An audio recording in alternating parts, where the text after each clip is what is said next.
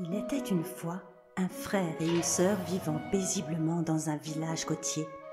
Les enfants étaient pauvres et devaient vivre sans leurs parents, mais ils étaient heureux parce qu'ils étaient là l'un pour l'autre. Toutefois, ce bonheur ne fut que de courte durée. Une terrible peste se répandit dans le village. Elle arrachait aux villageois ce qu'ils avaient de plus précieux, leur nourriture, leurs proches et, plus important encore, leur humanité. Les villageois affirmaient qu'une malédiction née du courroux de la sorcière frappait le village. Une personne doit être offerte en sacrifice pour calmer sa colère.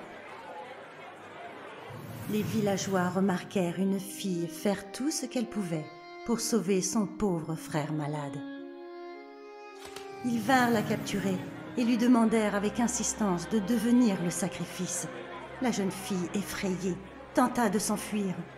Les villageois rejetèrent alors la faute sur la pauvre petite. « Ton petit frère est si précieux, mais tu n'es même pas capable de te sacrifier pour lui. » Le jour suivant, la jeune fille embarqua avec les villageois et se dirigea vers la mer. Elle avait finalement décidé de se sacrifier.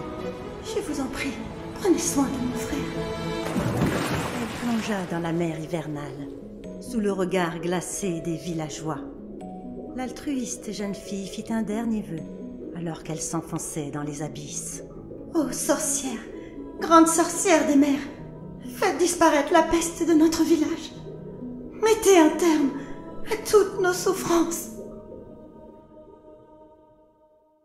Le vœu sincère de la jeune fille créa un miracle.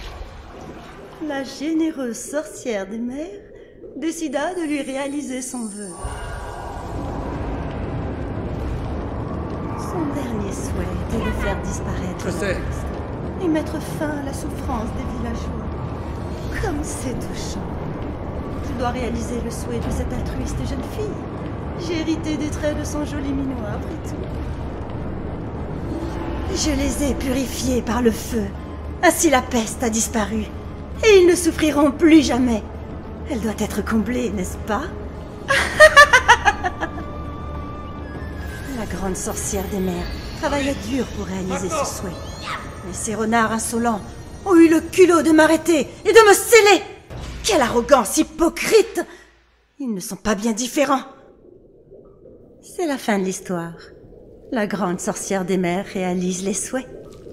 Et vous en payez le prix. Simple, non? Bien, il est temps de signer un contrat. Quel est votre souhait?